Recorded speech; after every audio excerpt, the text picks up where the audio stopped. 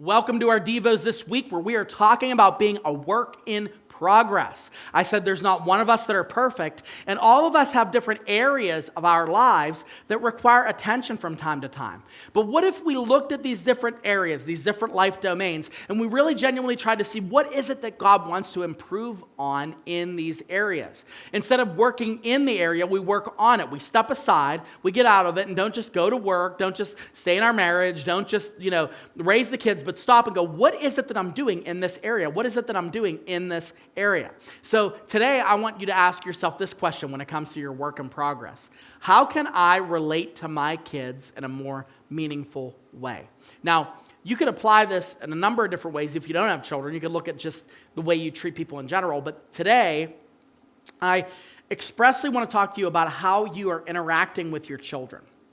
And I'm going to touch base on whether you have young children that are like my kid's age. I have a 5-year-old, a 4-year-old, and a 1-year-old. Or if you have children that are older, like adult children that maybe are on the verge of leaving the house, or they left the house, or even the teenagers, all in between, you can learn a little bit about this. How can I relate to them better? I want to tell you right now, and Pastor Mike and I say this. We say this behind the scenes, and we say it directly to people.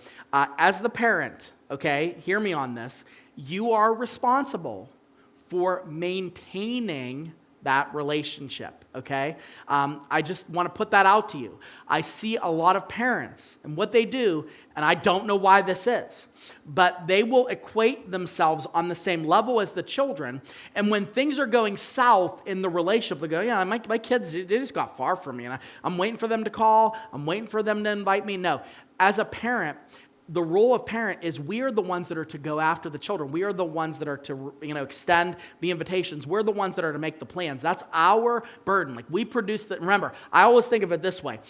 The children didn't choose me, okay? I chose to have the children. They didn't pick you. They didn't pick your wife. They didn't pick your husband. They didn't pick to have you as their parents. But we chose to make them. Therefore, it's our job to try to do whatever we can to relate to them in a meaningful, God-honoring way. Now, this could include a number of things, okay? When your kids are younger, when they're my age, you try to keep them safe, and you try to instill in them like the basic moral principles of how to live, how to love Jesus. You're exploring the different avenues of your faith with them.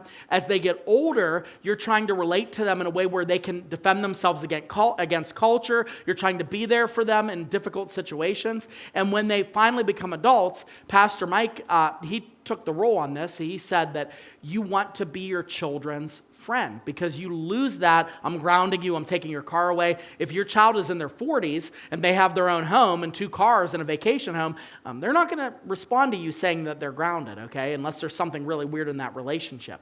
So what I want to do is I want to encourage you to try to relate to them in whatever area you are and try to see what can I do differently. It's hard to say, but most of us as parents, what we do is we look at our role as just trying to be hard on them, and by correcting and correcting and correcting and correcting, and correction becomes the only way we love, but it shouldn't be.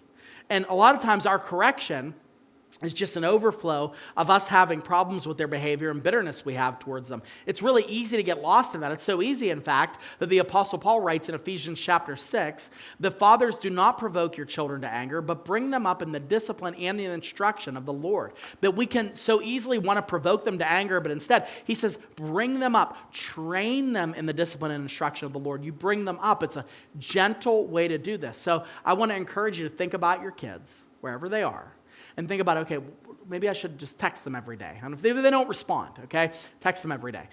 If you're young and you have a young family, look for ways to connect with your kids. It's meaningful. It's not just time sitting on a chair, reading from a device or looking at a device or watching TV, but meaningfully get in their face. Look for ways to do that. But either way, we're a work in progress. And being a part of a family and loving our family, that's one of the areas that God wants us to work on and not just in.